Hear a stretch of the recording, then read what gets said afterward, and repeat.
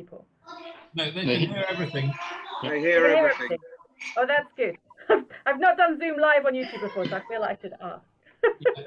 So it's like live on the website, live on YouTube, and anybody who's watching can go to the World Storytelling Cafe website on the cafe page, and if you have Zoom, join in the room, as it were, with one click. And this would be a great time to do that if you're watching. Yes, come and join us.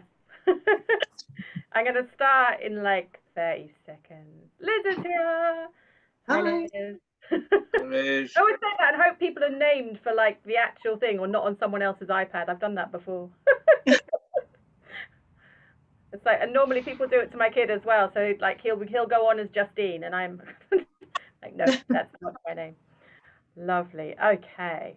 I think we'll probably start then, and then if anyone else wants to join, they can. Okay, so welcome everybody. Welcome to Stories of Otherness. So that's what my set is called today. And I thought I'd do that because I wanted to do stories that celebrated and resonated with me as an autistic woman and as an autistic person. I was quite pleased when I looked at my set today, and it has stories of women and men and boys and girls, so all across the age range. And I suppose I found that more and more with my storytelling, I'm kind of wanting to express my experience of being autistic through my creative work. And no better place to do that. I'm going to start off with what I call extreme storytelling. Extreme storytelling is basically when I make up a story on the spot from your suggestions. So I'm so pleased there's people here, because otherwise it'd be really hard to do without. So guys, if you're watching on YouTube and you want to be involved in this story, click on the Zoom link now and come in. And the reason I say that this is kind of really fun as an autist is because the autistic brain, once you kind of say one word, my brain wonderfully produces everything I've ever known about that in front of me, which means that extreme storytelling, when I have to make up a story just from your suggestions, is quite easy for an autist. If you ever see someone who's not autistic doing this, be really impressed, because it's really, really hard if you don't have a brain that does it anyway. I should also say as well that sometimes the autistic brain is like having lots of computer screens open at the same time, and just like a computer screen, sometimes it freezes and won't do anything. So far that has never happened during extreme storytelling, but who knows, today might be the day. So we're going to kick off with a bit of that, and then I've got some stories for you and a brand new story that I'm going to premiere at the end, and there'll be time for a bit of chat afterwards. I'm also just going to do my duty and plug in the chat. Can everybody see the chat? Just raise your hand if you can see the chat. There we go. Lovely. So I've just put my link to my page. If you are enjoying this evening, then please go on there. You'll see a little hat sign, and you can chuck some money in my hat, which would be much appreciated. Shane joining right on time. Bless him. Okay, let us kick off. So, extreme storytelling, I need 3 facts before I start. So I need one of you. You can either shout out a suggestion or you can chuck it in the chat. Who would you like this story to be about? It can be about anyone you want. It can be about a person, an animal, a thing. Give me a suggestion as to who you would like it to be about. Who's going to be the hero of our story? Bobby Robson. Bobby Robson. Hence the football chat. All right. So this is the story of Bobby Robson, the famous Ipswich, England, God knows what else, footballer, manager, and all that jazz. Okay. The next thing we need to decide for our story is, what does Bobby Robson want more than anything in the world? Ice cream. Ice cream, of course he does. Love it. And the last thing we need to decide before we start is, who's going to try and stop Bobby Robson getting his ice cream? Who would you like to be the bad guy, the villain in this story? Ferguson. Ferguson. Good grief. Going to push my football knowledge to the limit. You know what? I'm just giving those names. Now, basically, what happens is I start the story when I need a suggestion. I'm going to ask you guys. You can shout it out or you can stick it in the chat. Just let me know. So I'm going to be keeping my eyes on both. Here we go. Once upon a time, Bobby Robson, he woke up in his little flat in Ipswich. In my head, that's where he lived. And he woke up in his little flat in Ipswich and he thought, you know what, it's a hot day. The sunshine was coming in through the window. He thought, really, really fancy an ice cream. So So he thought, I know, and he went downstairs from his little flat. In my head, he lives in one of those big tower blocks. He went down the stairs from his little flat and he went out onto the streets of Ipswich and he looked around and he couldn't see any ice cream vans anywhere. He thought, you know what? I don't know where I'm going to find any ice cream. There's not an ice cream van on the street. Ladies and gentlemen, if you were Bobby Robson and you were looking for ice cream in Ipswich, where would you look first? Upper Orwell Street. Upper Orwell Street. For those of you looking from around the world, you're going to get like in-depth knowledge into Ipswich, right? So he went along to Upper Orwell Street and he looked along the shops and he saw the record shop and he saw the clothes shop and he saw little corner shop. If I put into the corner shop, I might be able to get myself an ice cream there. So he went into the corner shop. The door opened. Now, when you open a corner shop door, it always opens with like a little ring of a bell. So, ladies and gentlemen, can you do me a ding-a-ling for the opening of the corner shop door? Here we go. Ding-a-ling. That was beautiful. I moved to tears. And he went up to the corner shop and he said, I would like one of your finest cornettos. That is the ice cream that I fancy today. And the corner shop owner said, I'm really sorry, but that bloke Ferguson, he's been in here and he's brought all of the cornettos. But I said, no, I really need a cornetto. Have you not got a choc ice? Corner shop man said, no. I said, have you not got even like a lemonade spark? I said, no. He's taken all of our iced goods and I don't know where he's taken them to. Well, Bobby Robson was very upset. He thought, if I was Ferguson and I wanted to take, and I stole all of the ice goods, where on earth would I take them, ladies and gentlemen? Where is our evil villain Ferguson going to have taken all of those iced goods? To Norwich City Football Club. To Norwich City Football Club. Oh my God. Well, Bobby Robson. For those of you that don't know, Ipswich and Norwich, big football rivals. Makes a lot more sense. Think of the local derby thing.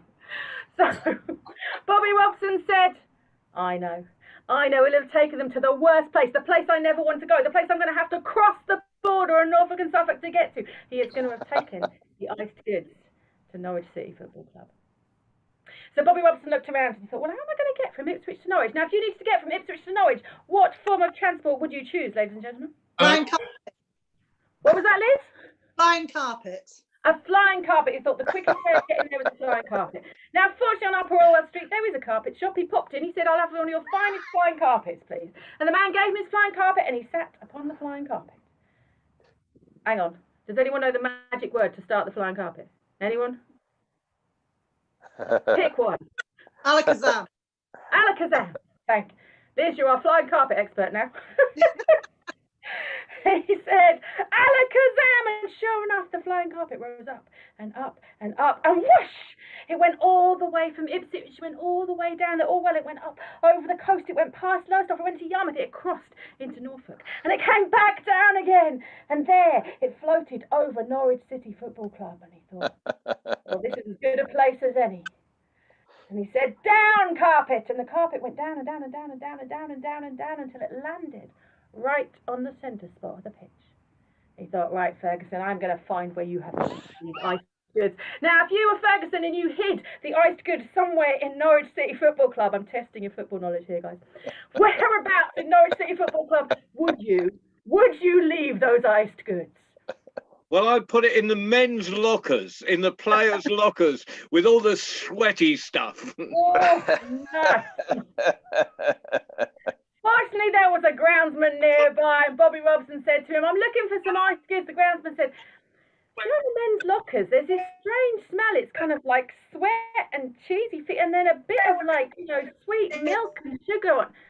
You described John's caravan. Pretty much John's caravan. Bobby Robson said, no. I've been in John's caravan. Groundsman said, no. I'm in the men's locker. So he went down the tunnel and he found the men's locker room. And there were hundreds of lockers. He thought, how am I going to know which one it is? And he went up and he started sniffing the lockers. This is a strange story. So he sniffed the first locker. No, that was definitely just cheese and sweat. Next locker.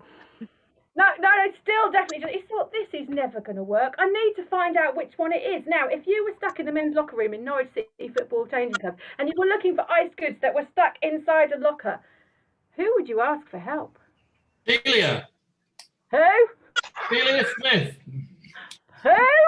Delia Smith. Delia Smith. What I know, I need to get Delia Smith on the blower. She is the expert with both food and Norwich City Football Club. So we phoned up Delia Smith. He said, Delia, that Ferguson has hidden some iced goods in the men's locker with all the sweaty feet and oh my God, it's disgusting. Anyway, tell me, how am I going to tell which locker has got all the ice cream in it? I really need some ice cream. I've come all the way from Ipswich on a magic carpet and I just need to get some ice cream. I'm sweating myself now. Delia said, oh. The way that you can tell where there is ice cream inside a locker is you tap on it.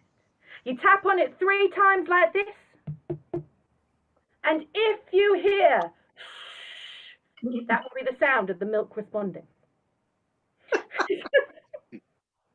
So he went along and he started tapping. And he tapped on one locker, no sound. He tapped on another locker, no sound. He tapped and he tapped and he tapped, and then suddenly, he said, this is the locker, I need to get in here. And he found a crowbar, because apparently there's always crowbars in men's locker rooms.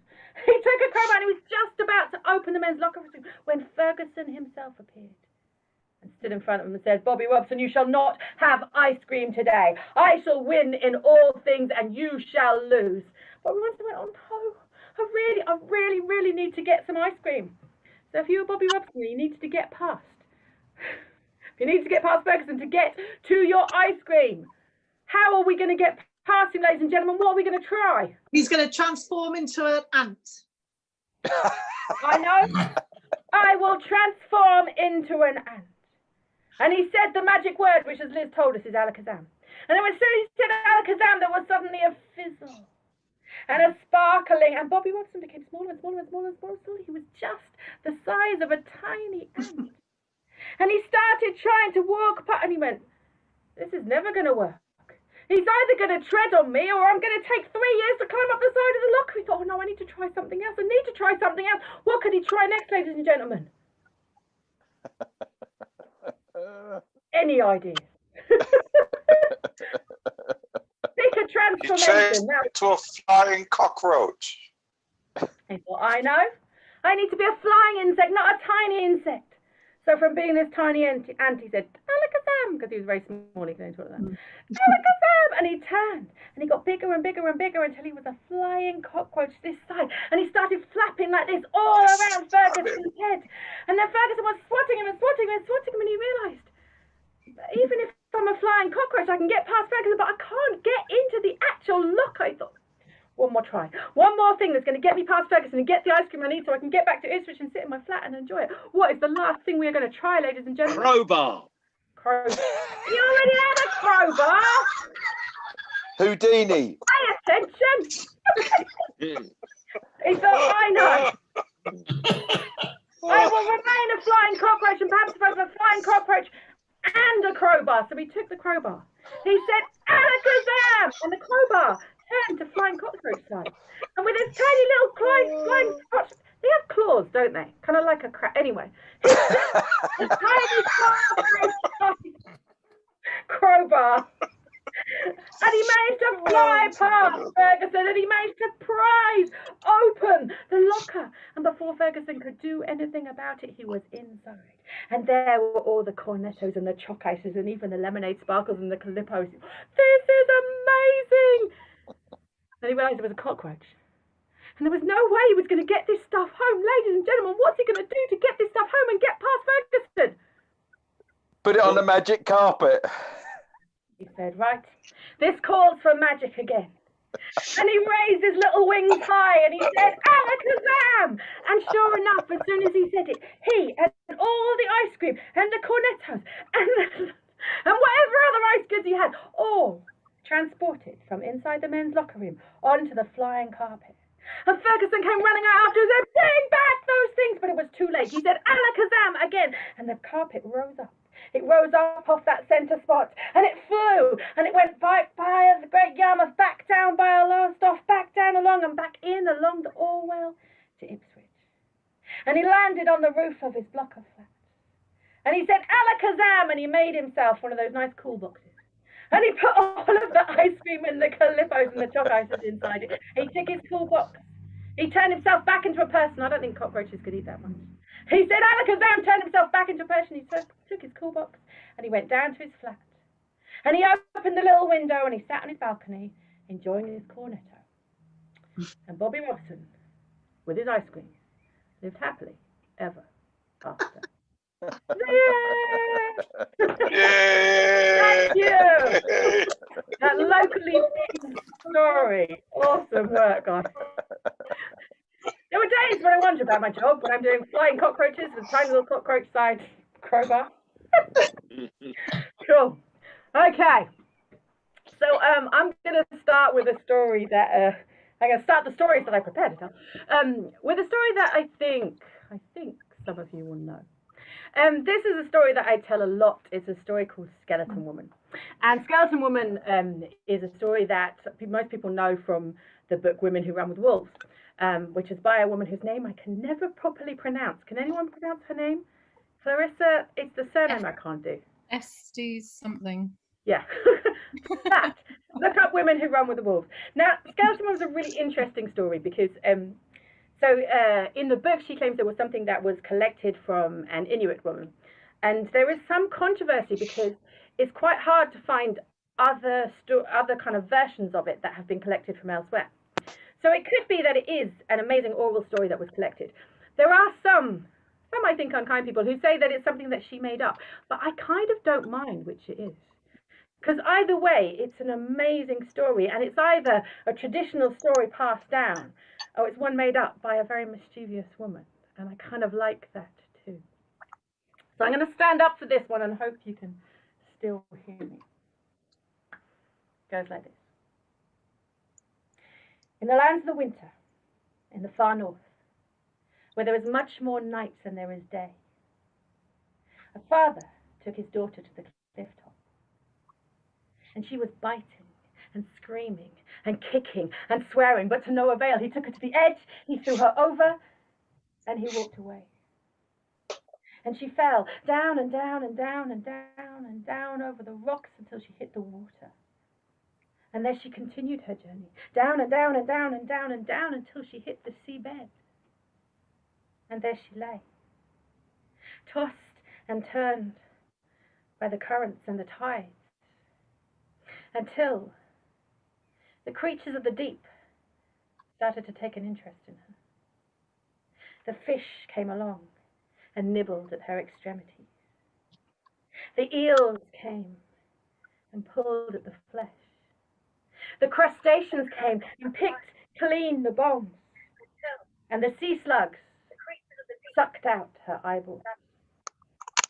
And there she lay, Skeleton Woman. Now, the people of that land were the hunters. Even those that didn't know the story, they would never fish in that bay again. Something about it spooked them. And so it lay quiet for many months. Until one day, a hunter from far off lands came. And he took his little kayak and he paddled it up. And he couldn't believe. Here was this beautiful bay teeming in fish and no one was there. He thought, this is it. I'm going to make my fortune here. And he paddled his little kayak right up to the center of this bay. And he took out his line and his rod and he let the line down into the water. And it just so happened that he had put his kayak above where Skeleton Woman lay. And she lay. And she watched the hook coming down and down and down. And she began to panic. She had no desire to go back up to the world of men. It had not treated her well before, but there was nothing she could do. It came down and down and down until it hooked under her breastbone. And she began to struggle. She began to pull. And as the fisherman felt that struggle and felt the weight on the line, he thought, well, this is a big fish.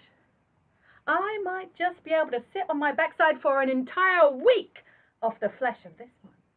And so he wound her in more and more and more. And the more she started coming from the bottom of the floor, the more she struggled, the more the bones became tangled in the line. She found her foot was inside her pelvis, her elbow stuck in her rib cage. And the more she struggled, the more tangled she became, and the more it pulled on the line, and the more the fisherman thought, this is a big fish. This is not just going to feed me. This could feed the whole village. The children will be impressed. The men will be impressed. But most importantly, the women will be impressed. And so he reeled her in, and he reeled her in, and he reeled her in, and he reeled her in. And then, just as all good fishermen do, before his catch broke the surface, he turned away to get his net. So we didn't see her bony skull come over the end of the boat and one long tooth hook in the prow. So when he turned round, ah! He took his oar and he smacked her off, and she fell back into the water, and he started paddling as fast as he could this way and that way. He was digging this way and that way. She was like behind him, as if like she was some kind of water skiing skeleton, and he kept faster and faster and faster. It looked for all the world as if she was trying to bring him back down to the depths with her. Finally, with her still tagging along behind, he got to his fishing grounds, and he pulled his kayak up along the beach, and he ran, and she was bumping along behind him, still tangled in the line. Grabbed a dried fish on the way. It'd been a long time since the girl had eaten. And he ran, and he ran, and he ran until he was deep inside the igloo, and he pulled up his things behind him, and he sat there in the dark, thanking the gods, thanking Sedna, thanking anyone he could think of, that he had been saved from a fate worse than death. Well, he sat there, and he felt around in the dark for his whale oil lamp. And when he found it, he took a flint and a little bit of his hair, and he put it in the oil lamp and made a spark. And the oil lamp began to glow. And as the light filled the igloo, he looked across, and because there she was, all wound up in the fishing line that had pulled in behind her, just stuck like this. He shot over to his side of the igloo, and they sat, staring at one another. No one knows quite what happened then. Maybe something in the lamplight softened her features, maybe a wave of compassion, but slowly and carefully, he made his way back across the igloo towards her.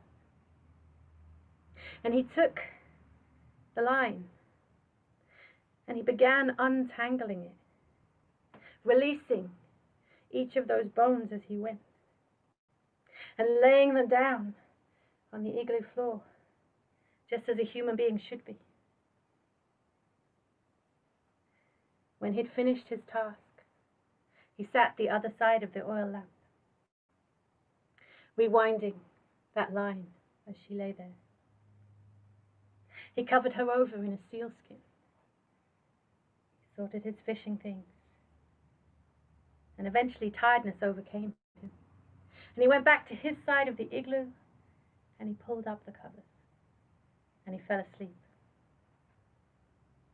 Now all this time, Skeleton Woman had made no move. She was fearful that if she did anything, he would take her bones and smash them on the rocks, and then she would be gone forever. But once he was sleeping, she couldn't resist watching. And she looked across at him. And who knows what he was dreaming of, but a tear escaped from his eye. And when she saw the tear, she could not resist. She hauled herself up on those bony elbows and made her way across the igloo. And she lay over him, and she drank the tear. And it slaked a thirst in her she had long since forgotten. As she lay over him, she could hear his heart beating, boom, boom. And she couldn't resist. She took her bony hand, slipped it inside his chest, and pulled out that heart, and began to beat it like a drum. Boom, boom. And as she played, she began to sing. Hi-ya, hi-ya, hi-ya, hi-ya. She sang the flesh back to her bones. Hi-ya, hi-ya, hi-ya, hi-ya. She sang for muscle and sinew and strength. Hi-ya, hi-ya, hi-ya, hi-ya. She sang for long dark hair and deep olive skin. Hi-ya, hi-ya, hi-ya, hi-ya. And when she had sung herself back to life, she took that heart very carefully and placed it back inside the fisherman's ribcage. She healed over the wound and lay down next to him, wrapping herself around him, tangled now as they had been together in the line. The people say that they woke up the next morning and they went away together, and they were nourished in their time by the creatures that she had known from the deep. That's what the people say, and that's all I know. So there ends my tale. Thank you. Thank you very much. So I always think with Skeleton Woman, I think kind of why it feels to me like that's an autistic story is because there's a big question at the start of what did she do that her father threw her over a cliff, you know? And I love that that's never answered, you know. But the fact also that she has this kind of power to sing herself back to life. So that's one of my favorites. So I'm going to tell a story that's local to me now. Yeah, so this is the Wild Man of Watford. Some of you may have heard it before. And it's a story that is kind of in fragments. There's an old ballad, and there's little bits kind of written down about 100 years after the events were meant to have happened. So it's always a kind of great one to do as a storyteller because you get to kind of pick all the different bits and bring it back together. And the interesting thing about Wild Man is the Wild Man is a character who, as you'll see, doesn't speak. And there have been lots of theories about who he was, if he really existed, as there is with good stories. But one of the reasons that I kind of think that he is an autist, like a non-verbal autist, I have non-verbal autists in my family, is that they talk about the way he moves and his swimming in the sea. I have a friend who has her son, who's in his 20s now, loves swimming in the sea and loves swimming like naked in the sea. And I just feel like this feels like him. So kind of when I tell it for him and for all kind of non-verbal autists. If you're sitting comfortably. I'm also going to say that this does involve a little bit of my Suffolk accent. I should say when I was a kid I did have a Suffolk accent. I have lost it. Sometimes it gets a bit dodgy when I go back. And there are some Suffolk boys in the house, so I'm apologising up front, okay? if I drift over the border to Norfolk, it's not intentional, okay? Here we go. Some 850 years ago, in the year 1167, old Bill stood at the end of the quay in Watford, and he looked out to sea, and he saw the mist on the water. He said, "That's a rum old morning out there." And the other fishermen waiting to get in the boat said, "Bill, come on, give it up, get in your boat."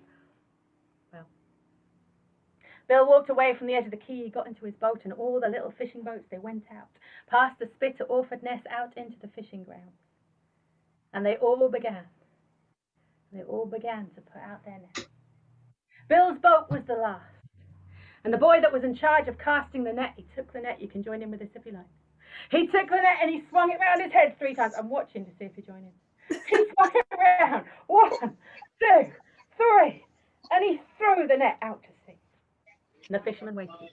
They waited the allotted time that fishermen know. And then they hauled the net back in. You can haul it back in with me. He hauled it and he hauled it and he hauled it and he hauled it, and they opened the net into the bottom of the boat, and there was a few fish. But Bill looked at his fisherman, he said, "That ain't enough, send it out again." So he took the net, threw it round his head, here we go. 1, 2, 3, threw it out to sea, waited for it to sink below the water, and they sat and waited their allotted amount of time, and they hauled it back in, here we go. They hauled and they hauled and they hauled and they hauled and they hauled and they hauled and they hauled and they let the net go. And sure enough, there were a few more fish in the bottom of the boat. Bill said, "That ain't enough, do it again." So for the 3rd time, they took the net and they threw it around their heads. 1, 2, 3, threw it out to sea, watched it sink below the water, waited the allotted time. And then the boy in charge of hauling it back in started to haul. And he started to haul. He said, "Bill, that's a bit full this time. We're going to need some more help." So all the men on the boat started hauling and hauling and hauling and hauling and hauling until finally they managed to get it aboard. And then they let the net go. And as the fish parted to a man, they said, "What a blooming X that!" Pretty much like the people in the last story. Because there, in the bottom of the boat, amongst all the fish, there was a man. The man was completely bald on the top of his head and a beard that went down to his toes. And he just lay in the bottom of the boat, staring up at them. And all the fishermen looked down at the man. And then they looked at Bill. And Bill looked at the fisherman. And he looked at the man. And he said, "Well, if that's what we caught, that's what we better take home then." That's exactly what they did. They covered him up in a sailcloth. They hoisted their sails and they went back to the quay at Watford. They were the last boat in, and all the villagers were gathered along the quayside, looking to see what catch had been brought in. And they saw old Bill's boat coming in and said, "Bill, what are you hiding your catch for, boy?" He said, "You'll see." And so when Bill's boat finally came to the quayside, all of the villagers looked over. And as they looked over the side, Bill pulled back the sailcloth. And to a man, the entire village went, "What the blooming X that?" Because he was still there, just looking up at them all. Someone helped the man to his feet. Someone helped him step over the side of the boat and onto the quayside. And they noticed that when he walked, it was like a shuffle, like he couldn't quite take his feet off the ground. And the villagers, they made a circle around him. One of them called out, "What's your name then?" But the man just stared at them. Another called out, "Where'd you come from?" Still, he just stared. Another villager said, "Maybe he's hungry." And one of the fishermen happened to have a fish in his hand at the time. And so he threw it towards the man. And the man reached up, caught it out of the air, took both hands and he squeezed it until all the juices fell onto the quayside, and then when there was just flesh and bone, he ate it in one gulp. The villagers had never seen anything like this before. He said, "Well, that's a bit weird, isn't it, Bill? What are we going to do about that then?" Bill said, "Well, he was caught on the governor's land, so we better take him up the castle to see the governor." So that's what they did.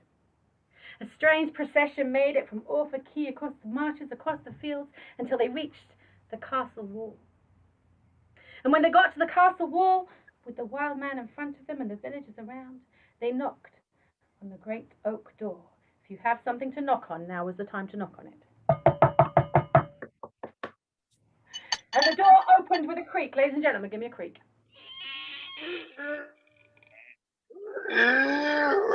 a beautiful sound. And there stood a guard. He went, "Yeah, what do you want?" Bill said, "Well, we found this here wild sort of man, and he was in the water when we fishing, and we thought we'd better bring him to the governor."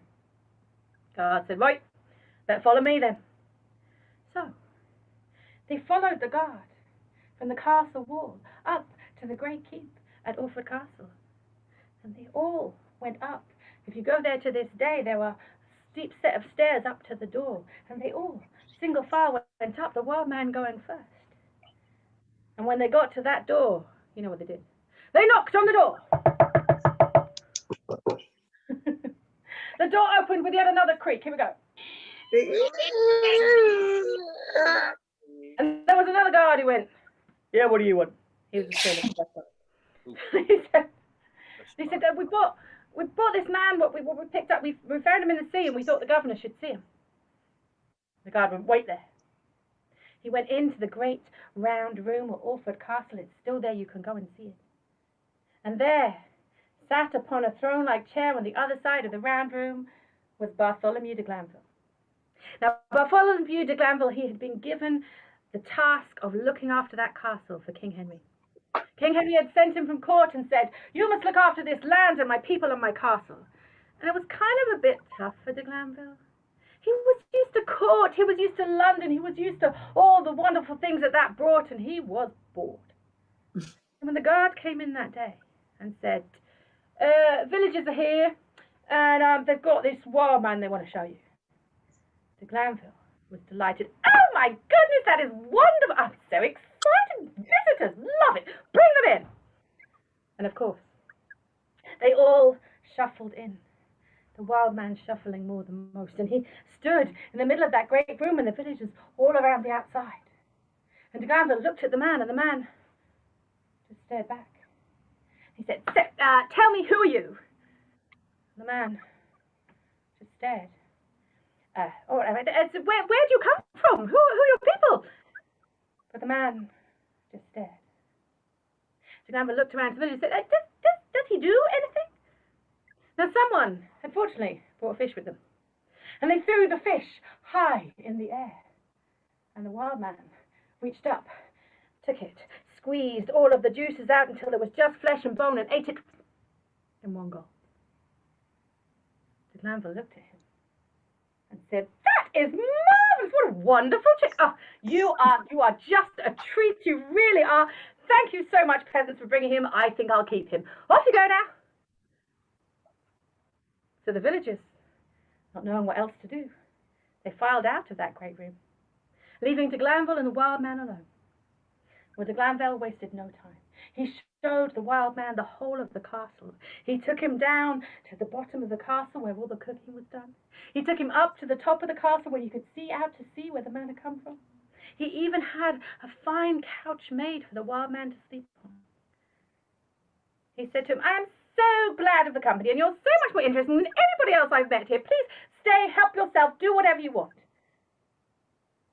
And for a while, de Glanville was happy he had some company, and the wild man seemed happy. He would shuffle around the castle.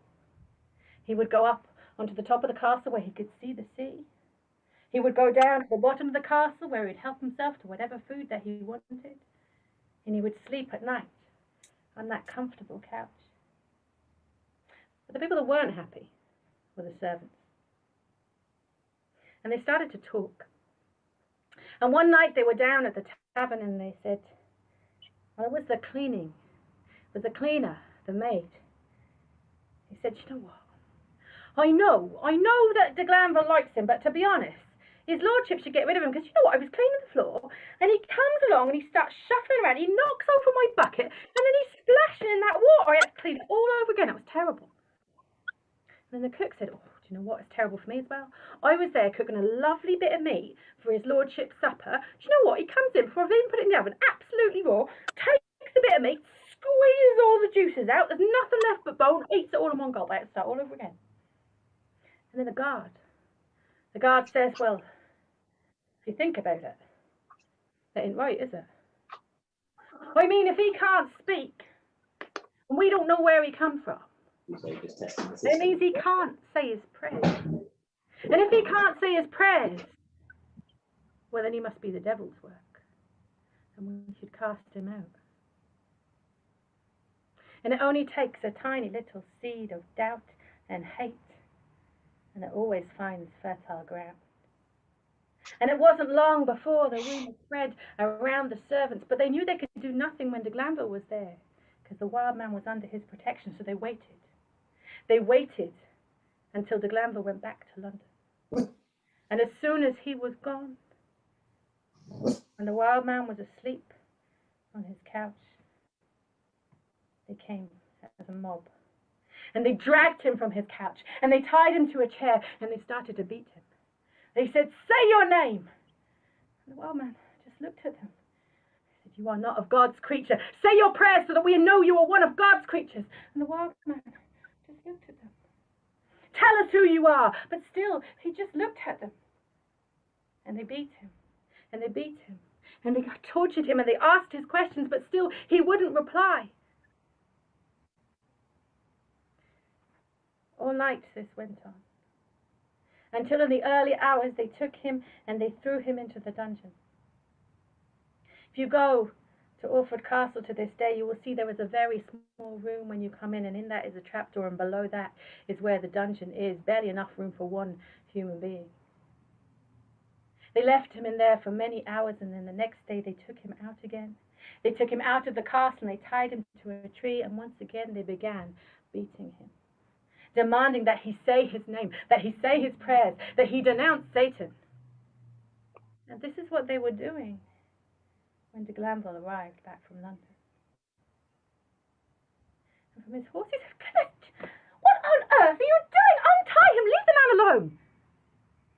And the servant said, well, I'm sorry, your lordship, but he don't say his prayers, and we don't think he's one of God's people, and we don't think he should be in the king's castle.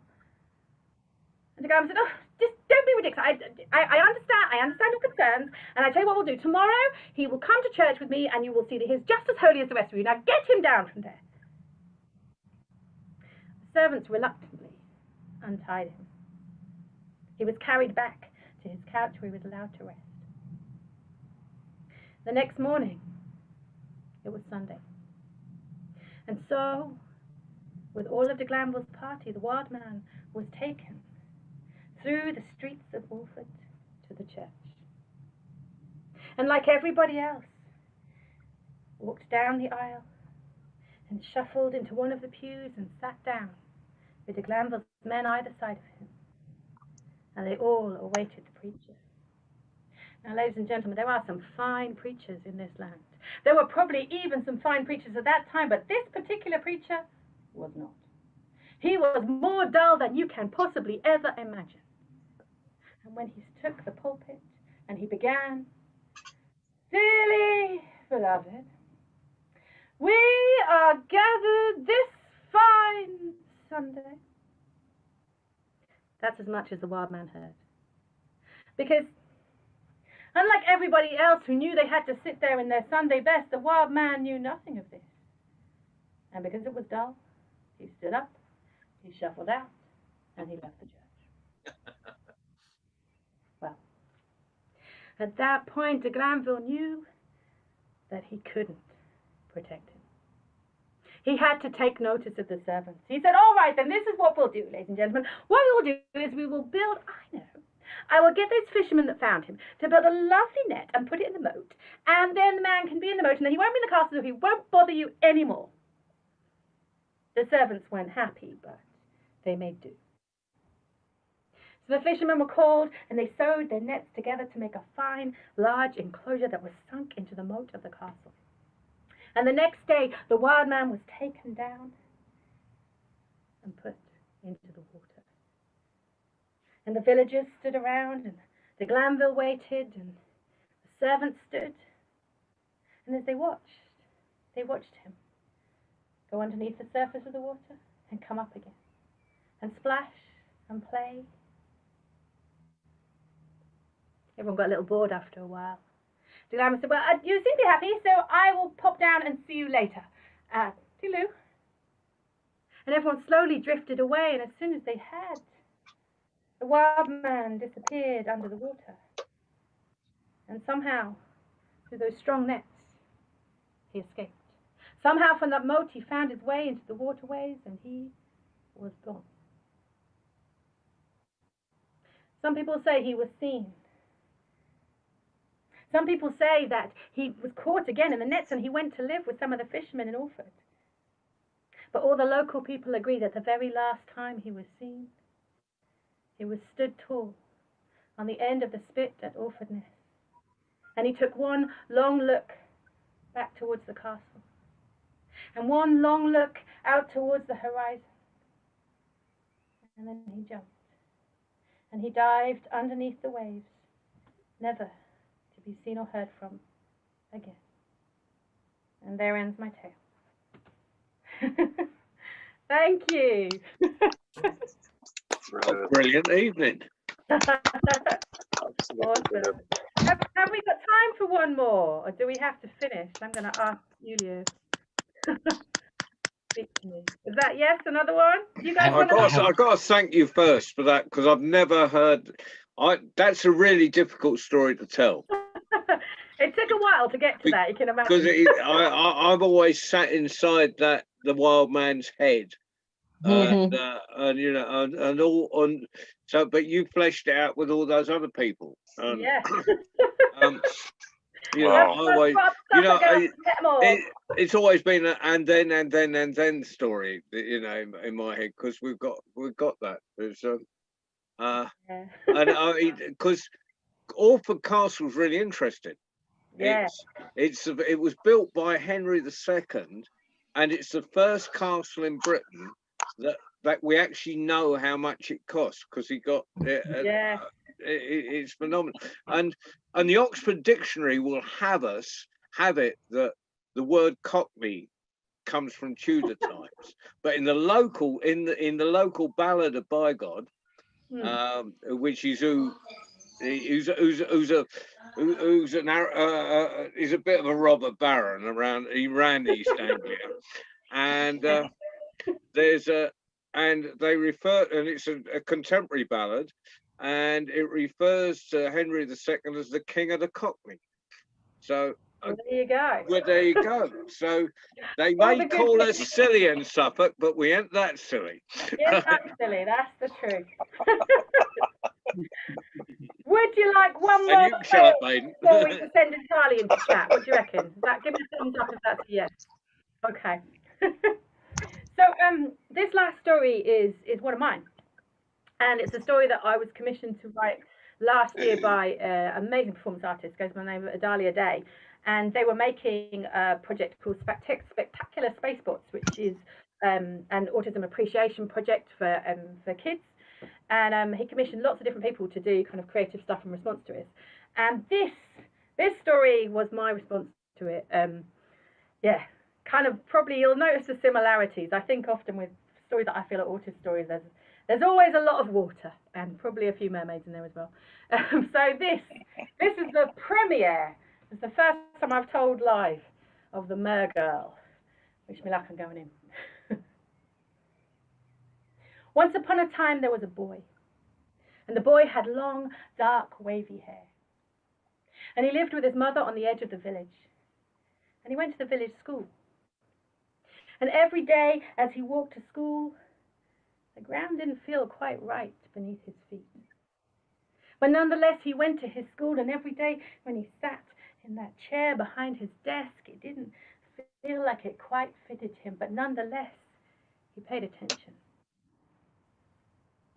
And it wasn't long as he was listening that he would start to hear the whispers of the other children. He would start to hear the names that they were calling him. He would start to feel the tugs on his hair. He would start to feel the things hitting the back of his head, but he said nothing. He told the teacher before, and she had ignored him. Every day when he walked home, some of those children would follow him. So one day he thought, I'm going to take a different path. And instead of going home by the road, he walked along by the beach. And as he was walking along the sand, he saw something out to sea. Out to sea. A flash of red hair. And when he looked closer, it was a girl. A girl no older than himself. So surely she should be in school. And he waved. And she waved back. And then she giggled. She giggled the most beautiful sound. It was like a mountain stream. And he was about to call out to her. He was worried she was so far out to sea when suddenly he saw her jump and disappear under the waves with a flick of her iridescent tail. Mergirl! I saw a mergirl! He couldn't believe it. He went running back into the village, and the first person he saw was his teacher. He said, Teacher, I just saw a mergirl down on the beach. And the teacher said, Get away with me with your lies. You lied to me in school about these beautiful children being horrible to you, and now you're telling me this fancy. Leave me, boy. And the boy was taken aback, but he'd just seen a mergirl. And so he ran on, and he saw the miller just heaving sacks of flour from the mill, and he said, Miller, just on the beach, I just saw a mergirl. And the miller said, Can you not see I'm busy with work? Get away with you, I've no time for your fantasies. For a little inward peace, no, I just saw a mergirl. He ran on, and he saw the church, and there was the preacher just coming out. I thought, if anyone knows of magical things, it's preachers. And he went to the preacher and said, Preacher, I just saw a mergirl down on the beach. And the preacher said, Mergirls are the devil's work, and if you have seen one, repent now. Get away from me, child. And the boy did nothing for it but to walk home. And when he got home, he sat down at his mother's kitchen table, and he said, "Mother, I saw a mergirl." His mother said, "That is wonderful, my child. Tell me all about her."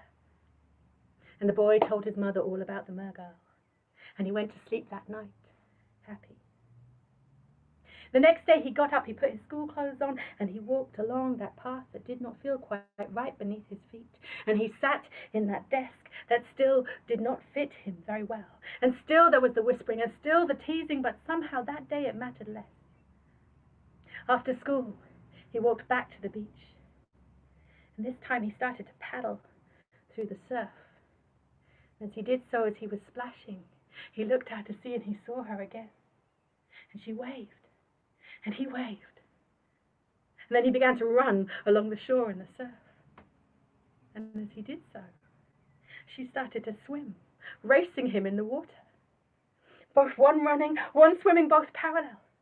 And then they raced back again, and they raced back again. And they played and played until the dusk came. And then the boy went home. The next day, he awoke again. He walked that part of the school, he sat in that desk that didn't fit, and at the end of the school, he went back to the beach. And this time, he rolled up his trousers, and he went into the water just up to his knees, standing in the shallows. He was about to step over, and he could see that the seabed for the cliff that fell down. And before he knew, the mergirl had come to shore. She in the rift below, he in the shallows. And she reached out her hand, and without thinking, he took it. And now, he ran in the shallows, and she swam just next to him, holding hands backwards and forwards and backwards until the dusk came and he went home. When he went home, he said to his mother, "Mother, would you like to meet my new friend?" His mother said, "Of course I would." He said to Mother, "Meet me after school at the beach tomorrow and you can see her." Sure enough, the next day, he walked past the school, he sat in the desk that didn't fit, and after school he went to the beach, and there was his mother waiting for him. And as they sat upon the shore and they looked out to sea, there she was again. And she waved, and she giggled, just like that mountain stream. And he stepped out into the surf and then into the shallows, and he looked back at his mother. He said, "Mother, may I swim with her?" His mother said, "Of course. You are a strong swimmer. You will be fine, and if you need anything, I will be here to come for you."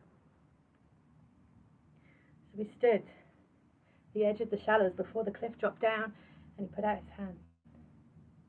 And the mergirl came and grabbed his hand, and she pulled. And before he knew what he was doing, he was swimming along beside her, swimming further and further out to sea.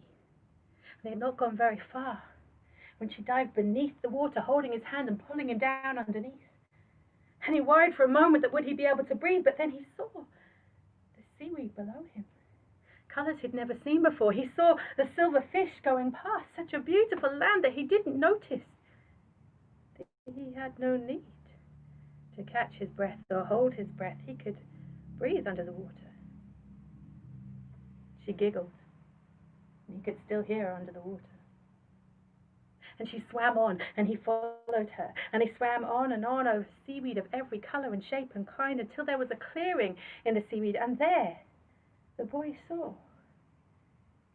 the mer people. Not just one, not just a village of mer people, just going about their business the same as in his land. And he stared, and he looked down, and somehow enveloped by that water, he didn't feel like it didn't fit anymore. He began to smile. And as he watched, he could see the mer people going about their business. He could see that some of them had words, and he could hear, he could understand their words. And some of them, like his friend, had no words and no need of them. But still he could understand. The mergirl saw his smile, and she gestured to him to wait. And somehow with no words he understood. And he watched the people in wonder as she swam off back the way they'd came. He didn't know how long she had gone, but when he came back, she could see. He could see her coming towards him, but she wasn't alone. She had with her a mermaid, a woman. And as the mermaid came closer with the mergirl, the boy realized this was someone he knew. This was his mother. And his mother came closer and closer. He saw not only was she there under the water, but she had a fine, iridescent tail. And he embraced her and said, "Mother, mother, why did you not tell me?" And she said, "I told you many times in stories, but you had to see it to believe." He said, "But mother, I have so many questions about these people and about how can I be underneath here?" And she said, "This is where you belong." And when he looked down, he saw that he too had a fine iridescent tail. They spent time that day with the mer people. And when they could see the dusk was coming from the water above, his mother said, "Child, we can stay here with these people, or we can return to the land. The choice is yours." They talked for a long time, and eventually the boy said, "Mother, I believe there are good people on the land. And maybe they would want to know about us. And maybe we could share things together. We should go back to the land." And the mother said, "As you wish." They swam all the way back to the shore, saying goodbye to their new friends, and as soon as their tails hit the sand in the shallows, they turned to legs. Legs that still did not feel quite right. No one knows quite what happened next. Some people say that the boy and his mother found enough good people on the land, and that they worked together. They made waterways from the sea so that the mer people could visit the land without harming themselves. They made fine contraptions so that the land people could visit the mer people without harming themselves. But some say the boy and the mother never found those people. And eventually they grew tired of being outcasts, and they left their life on the land, and they returned to the waters. And which of those is true for you?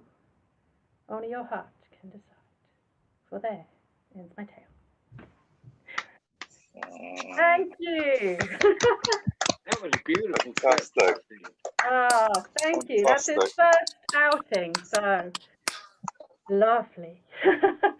So that is all my stories for this evening, but I'm really willing to kind of sit and have a chat if there's anything you want to ask. I'm also just going to stick my the link to my page if you want to chuck any money in my donations hat. If you go to that page, it's in the chat now, and I'll be very grateful. But anyone have any questions, any thoughts, any things you want to say after all that? You don't have to. So I missed the first bit because I couldn't get my audio working. But I know you've got a theme of several stories that have autistic people as a theme. How did you get into that in the first place? What sort of led you into that? So I'm autistic and all my children are autistic, and it's a really interesting thing because I mean I've worked with autists my entire life without realising. People went, "Oh, you're really good at that." It never occurred to me that was because I was autistic, and that's quite a common story, I think, for women who are kind of late diagnosed. But also for many of us as mothers, it's when our children are diagnosed that we kind of start understanding more about how autism presents for women, and you start going, "Oh, that's my life story." And it's really interesting. And I suppose I then kind of looked at some of the stories that had always intrigued me, and I thought actually they speak to that experience of being different but not knowing quite why. So I guess that's kind of, it comes from that personal experience, and it's a really interesting one that I say you kind of retrospectively look back and go, this all makes sense now, you know. And it's nice as well to kind of be able to explore it in story. I think I'm lucky. I've always used kind of creativity as a way to explore my life experience, and then kind of understanding that there are lots of other artists out there who have kind of trodden this path and can help you and have loads of kind of experience is just great as well. It's like finding a community. So, does that answer your question, Lisa? Thank you. And Justine, how important is the archetypal images to as a hook for artists to get into? Because when I've worked with people on extreme, you know, like in Centres Adult, on the stream end of the spectrum, they with just things like, you know, as long as if you had a witch or something in there, that would be a starting point. You know, like, so everyone would go, or all those sort of archetypal images, but is that a building block that people can go from? Yeah, I think so.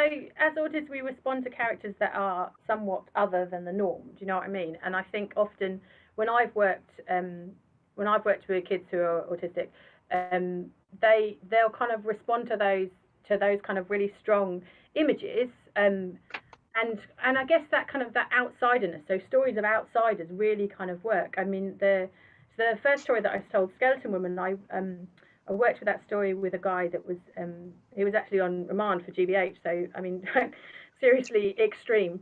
And he was amazing in the way that he responded to that. I think often you find that people have been stuck on the outside of things, think that maybe fairy tale type things are not for them, and you can find the stories that have the experience of difference, and they have actually kind of the violence that goes along with that. And if you can find that in a story, then they can respond to that, and it gives them a place to speak about things in a way that's kind of, story gives them a safe place to explore that, you know. So yeah, I think it is kind of really important to have those things that you can kind of anchor onto. So I've got like sunshine slightly on my face. Probably can't. There we go. Does that answer your question, John? It does. And I remember sort of how the guys, given that a lot of, sorry, my battery's about to go, and I'm trying to. When we were working in a prison together, how the guys responded to story, and really well. Yeah, exactly. And I'm hoping, so when John and I worked in a prison earlier, it was the end of last year, wasn't it?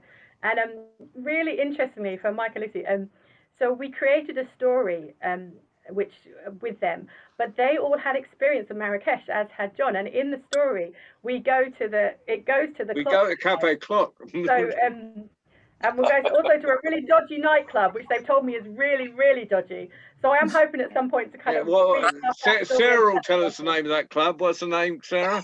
I know nothing about dodgy nightclub, John. How dare you? No, but you've been told about it. Is it the 555? It's the one with 5 in. It's got 5 in there. 555, yeah. Yeah, it's very bad. Yeah. I never go there ever. It's very bad. I'll put that out. So I'm hoping at some point that we can retell that story on here, because it'd be lovely to have that connection. We did that in Justine. It was one of Justine's extreme storytellings. And when you get into Deaths and Prisoners, they are not quite as clean as the ones you gave me. As you can imagine. But that's the joy of it. I think the people that are kind of incarcerated, they have so little freedom that actually, if in extreme storytelling you just say yes to whatever's given to you, there's a real freedom and a real kind of, you know, that I think that really supports them to have that, just people going, yes, whatever you say is right. And obviously it does lead you to some really dodgy places, but it kind of releases their creativity, which feels like a really important thing to be able to do while they're in that place, you know. But it was ironic because it's that in the thing that had been stolen or the character was looking for was time. So yeah, of course, as soon as they'd been to the dodgy nightclub, and as soon as I mentioned that Cafe Clock existed, that fitted totally into the time theme. It was like it was. It was just one of it was just one of those fantastic moments. Excuse me. But you know what though? I think magic happens in prison storytelling. I'll just when John and I finished our last storytelling at a women's prison, and John had told his story, the Ribbon Maiden, which is who creates a rainbow, and we walked out, and I swear, not a word of a lie, we walked out after the last session of that thing, and we turned around the corner of the building, and there, on the day that John told the Maiden story, was a double rainbow. And all the women in the prison who were out were looking at it, and everyone's going, look at the rainbow. And that is how our prison storytelling project ended, as just the most beautiful thing. Wow. Magic happens when you make magic. Definitely. The world one. Yes. Yeah. Something else. Yeah, but Mike and Lucy, you've done all right on the magic front on all this. So you've done pretty well. And we got more coming up. We have. So when's the next live storytelling? No, well, I'm going to do a plug for the next 3 days while you're here, and while there are people I can't see. Tomorrow night at the same time, Giles Abbott is working with his friend James, who is an illustrator, and he's going to do instant drawings during the stories. And I think Mike, I think it's a Viking theme. I think, but it's and then so that's going to be fantastic because that's a whole new departure for us.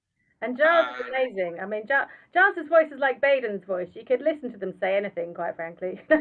And they're both fine talent. No, don't say that about Baden. I'm going to give him a plug in a minute.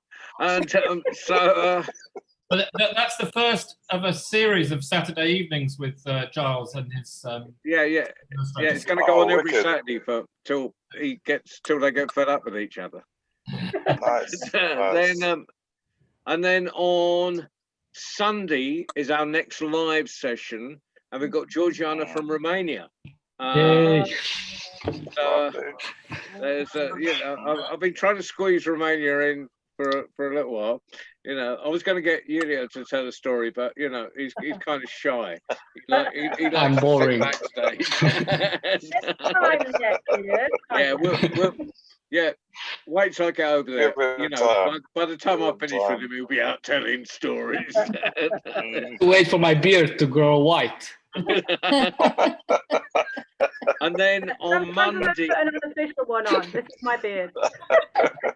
On Monday, which is another new departure, which I'm really excited about, is our new magazine program, Connecting the World Through Stories, and that'll be a kind of omnibus. So we'll do a quick review of the week and what's coming up, and then we'll have a theme. And this week, the first one we're going to start with is tricksters, and I'm doing tricksters from other parts, all sorts of parts of the world. So, Rick, have you got a trickster? A trickster. Trickster character. Oh yes, I've been just talking with some of them, and they are controlling the mushrooms in. No, a traditional one, like yeah. Have you got a Miko story in your head? Miko story. Yeah. Oh well, yeah, some of them. Yeah, well, I want to take these archetypal. So, Gail Ross is coming in with rabbit stories from our Cherokee tradition, and Baden I've kidnapped for an Anansi story. And no. Baden, are you working, Baden? Are you not able to come? You're dropping me in. I'll be there. Okay, that's fine. I'll be there. And then we've got Amy Douglas with Jack stories. So, and we're exploring those characters. Puka stories in there as well. Pardon? You need to get a Puka story in there, some Irish ones. Yeah. I'll find one. I might get in touch with Orla on that. Yeah. Definitely. So I'm trying to get hold of two, but it's going to be, and people can come in with, because it's going to be open, sort of open. So I'll have some people already, programmed in, like, because I wanted to give Baden, because he's very shy, and so I wanted to push him in front of it, and then but everyone else can come in with different stuff, and there'll be a whole discussion on Trickster. That's yeah. Isn't this on great... Sunday? Pardon? Monday. That's Monday. Isn't this on? It's on Monday. Oh, good. That's Monday. Sunday is Georgina from Romania. Tuesday will be another live session, but I'm not sure who yet. My goodness, it is non-stop at the World Storytelling Cafe. So it's going to be 4 from now till Tuesday night. It's going to be 1, 2, 3, 4 sessions. Fantastic, live and direct. Wow. Do not move that dial, as they used to say. Right, take the spotlight off me now. Connect the World is it's going to be a regular Monday evening thing. So, with a slightly different theme. So that's going to be a lot of fun developing that over the next few weeks. It's going to be great. It's going to be good. Brilliant. Yay! Cool. So that's going to be fun. So I'm really looking forward to it. It's growing. The whole thing is growing all the time. Yeah, and you can. And if people can't get there at that time, then they can always go on afterwards because everything goes up on the site afterwards, isn't it? Yeah, so, everything's on catch up. Yeah. And brilliant. I do recommend that everyone looks in and suggests that other people does this set on catch up because Justine was a bit good tonight. Thank you. I was in my comfort zone. All good. It's all good. Quick question, Justine, because I'm still kind of terrified by the idea of going live. What's the key to it for you? What was the key to it?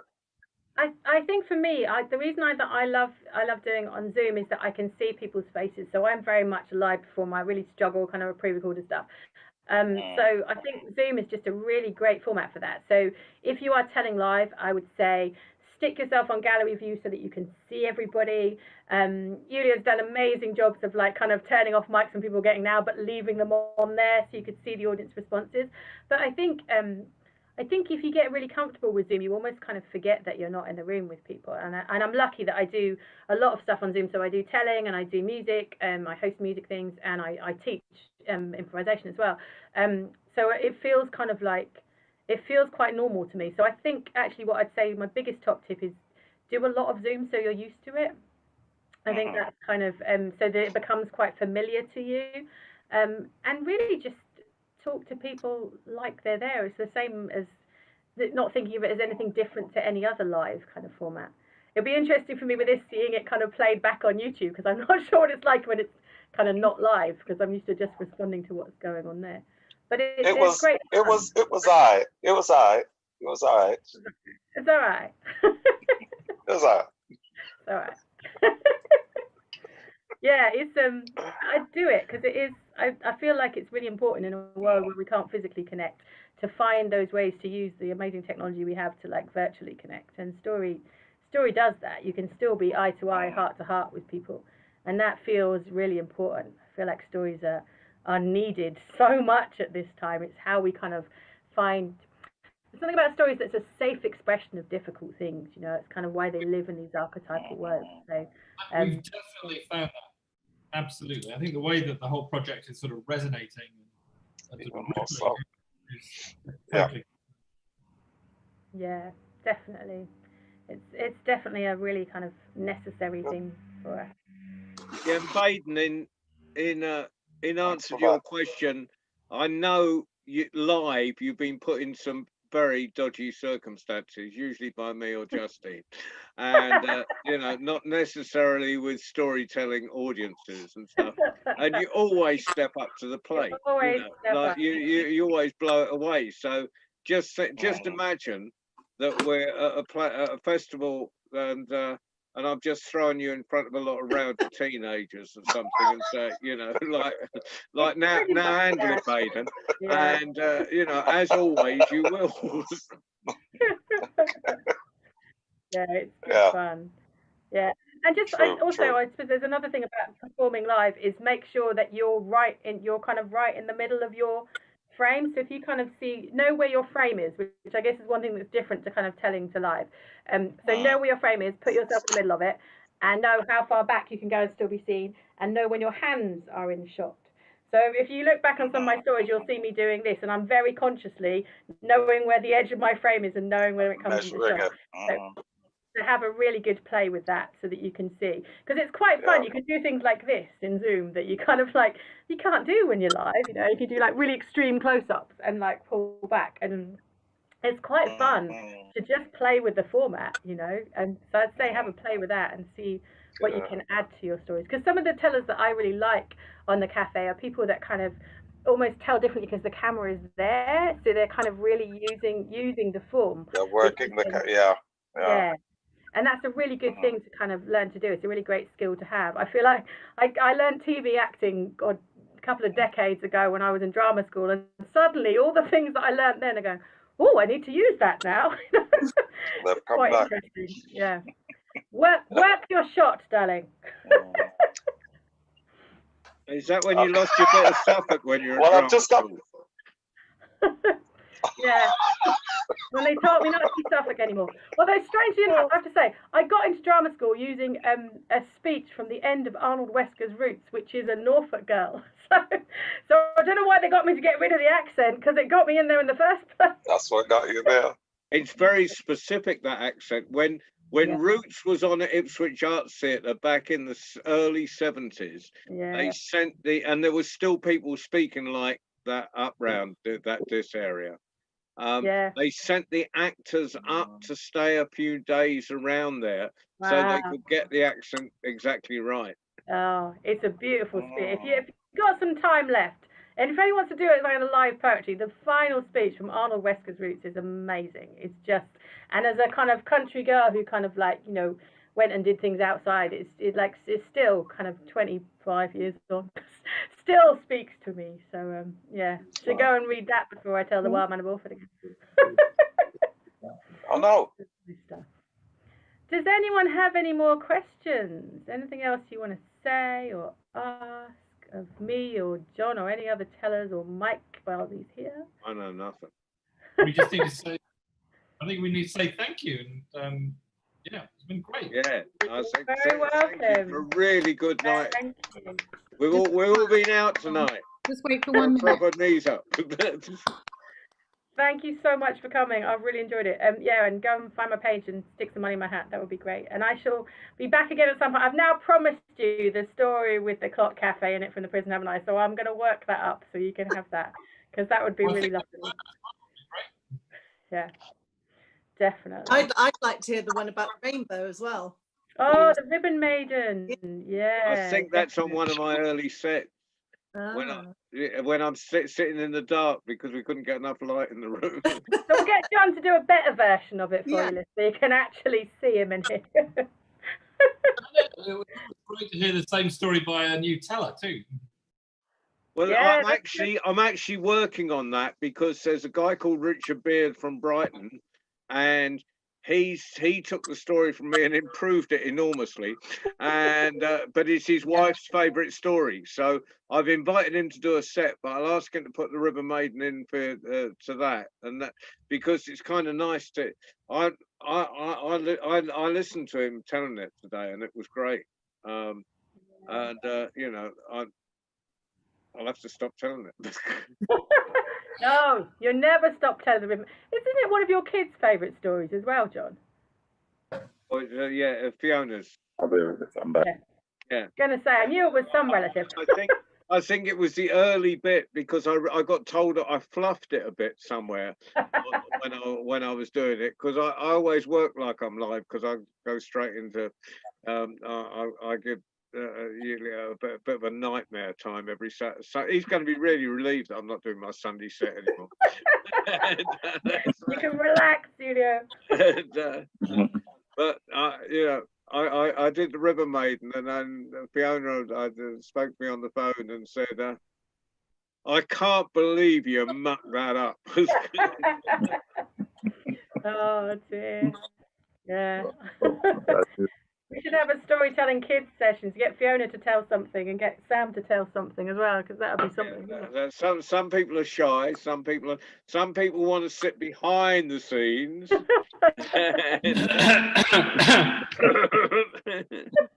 and some people like to be up front. Somebody can't shut up, can you, John?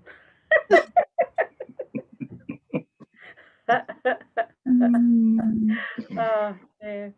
So we call that a night then, ladies and gentlemen. Fantastic. Big round Thank of you. applause for Justine.